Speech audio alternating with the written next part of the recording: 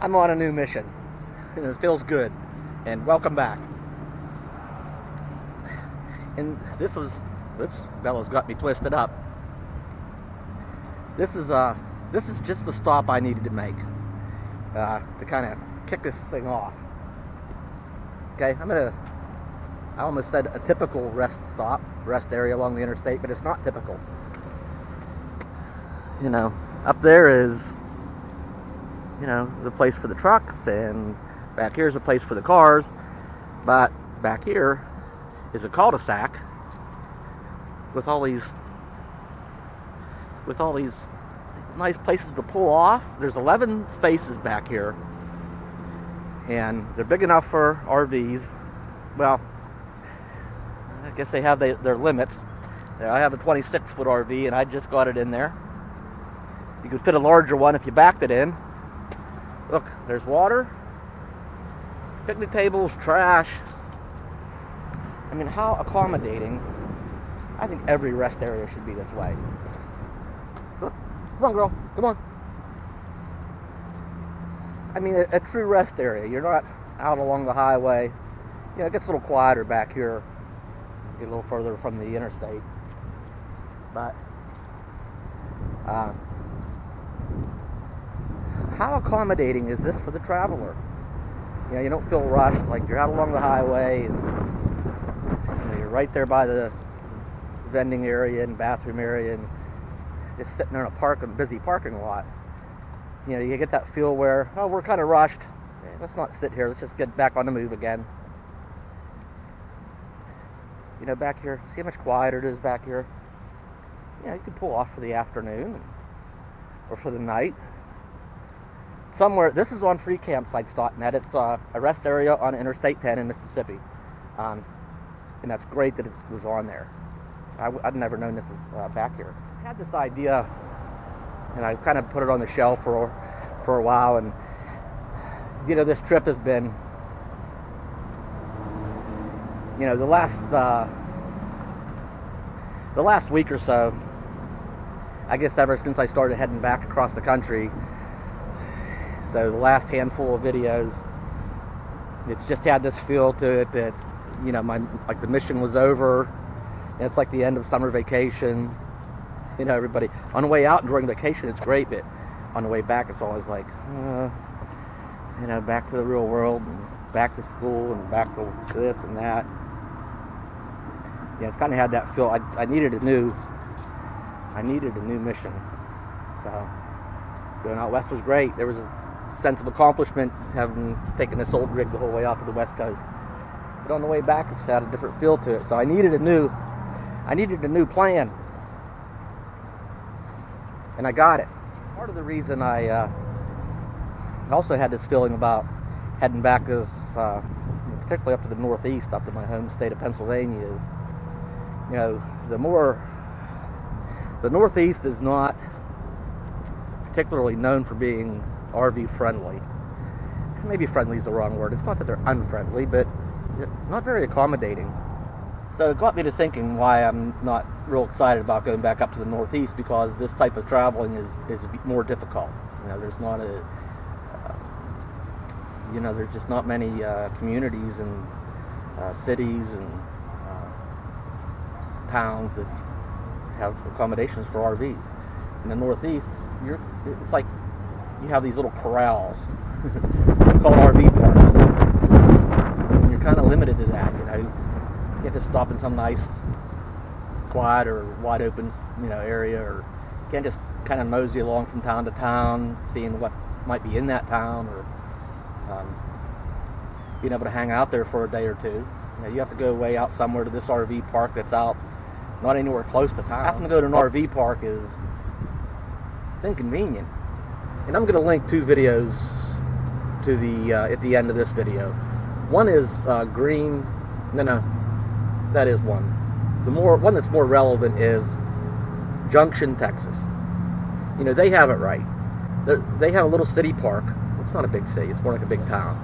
Okay, but they have a city park that's right along the river. There's probably room for, I don't know, a dozen or more RVs easily. Right along the river. It's on the edge of town. There's a 3-day limit. to keep people from abusing it or whatever. It's like a riverfront park. There's trash cans, and it's maintained, and how convenient for somebody traveling to have somewhere to pull in, hang out for a day or an evening or up to 3, right on the edge of town. There's things to do and see in town. How accommodating is that? Maybe if more communities did that. There's this whole Route 28 corridor in my home area that, it's full of small towns and, in rivers and there's things to do. There's towns that have the parks and boat ramps and kayaking and fishing and, parks and historical things. There's all kind of things to do. But the RVers typically stuck having to go way out of town, who knows where, is some RV park that's not even close to any of those things. When you talk about RV traffic, if you're from the area, in season there's the amount of RVs that are going up and down Route 28, but what's pulling them off? Accommodations. There's nothing to attract them to get off that highway. And with the amount of small towns that are, along convenient to Route 28, that would love to see, people travel, they got wallets, right? If you put someplace that was, convenient that they could come and check out your area and they probably, while they're off the highway, stop and buy your gasoline and propane and groceries and visit your shops, your restaurants, antique stores. What little town doesn't have all those little shops, right? But what's to pull all them travelers, any of them, off? Why wouldn't you want new people and their money to stop in your town and buy your goods and services and take advantage of your recreation areas and share, online these days, Just a thought. I want to invite each of you to go to freecampsites.net and click on the map in the area where you are right now and see what comes up. And I know from my home area, there's this huge dead spot of there's nothing on there from very far south west in Pennsylvania. I mean, dang near down to West Virginia. And then there's this big dead spot up past Pittsburgh, all the way up above Interstate 80. That is a huge in this day and age when there's more and more people are just out on the road or working on the road. There's families on the road, homeschooling or road schooling, and just out seeing the country. Is that community? I mean, RV sales, and look on any RV. Look at the amount of RV on Facebook. Look at the amount of RV groups on Facebook, and see how many more people and the demographics of people traveling these days. So why not take advantage of that and try to attract some of those people, to your small town?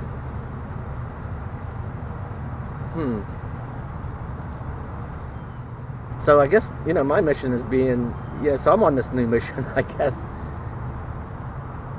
of being in the Northeast is, there are places that, that haven't been added to freecampsites.net. And there's people in communities that, I might not be the perfect spokesperson to push this, but, I can start talking to some people and there's some things I can do to start planting the seed anyhow.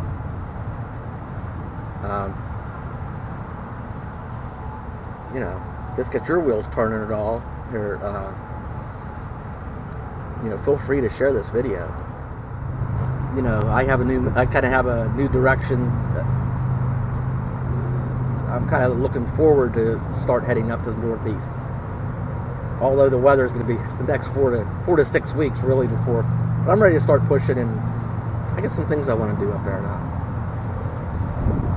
So in the coming weeks, and I'm going to show you some of them places, different towns and states that have these places where It's free, it's easy, it's convenient, it's accommodating for travelers to to stop in the area. And these days, I mean, there's an app for everything. There's quite a few, apps for finding RVing resources, places to stay, free, cheap, or even the nicer resorts. There's an app for all categories, and there's an app for where to find RV dump stations. There's an app for other apps for traveling, like Gas Buddy, and I mean, there's an app for everything anymore. And wouldn't it be nice to maybe have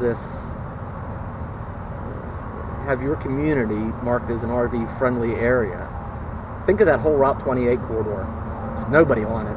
Maybe your community already has a place that would be accommodating. It doesn't have to be a place that's extravagant, or not that this is extravagant. It's all laid out with picnic tables and garbage cans and water. It doesn't have to be like an RV park. Even if it was a parking lot on the edge of town, some place to pull over for the evening or the afternoon, and didn't have a bunch of parking restrictions. Maybe you could, with maybe a couple of garbage cans and a couple of signs with minimal restrictions. Maybe a 2 or 3 day limit. On the edge of your town. It's already there. You can add it to freecampsites.net, and with the amount of people using resources like that these days, you'll have travelers stopping by your town, spending their money on your goods and services. All right, so we're gonna get moving. I don't know how this is all gonna play out, but I have something to do now. I have a purpose. I got a mission, something to look forward to. So I'm ready to roll again. And I needed that. Bella needed that. It's something positive to work towards. So with all that, we'll get moving. Thanks for watching. You got ideas? Oh, I know. People will say, oh, you should do this and you should do that. Maybe you could do this. Yeah, I could do a lot of things. Like I said, I'm probably not the best spokesperson to, I'm going to start seeing what I can do though, planting some seeds, and we'll see what happens.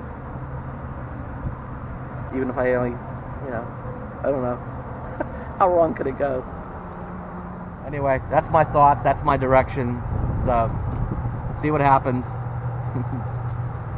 Till next time, I'll see you.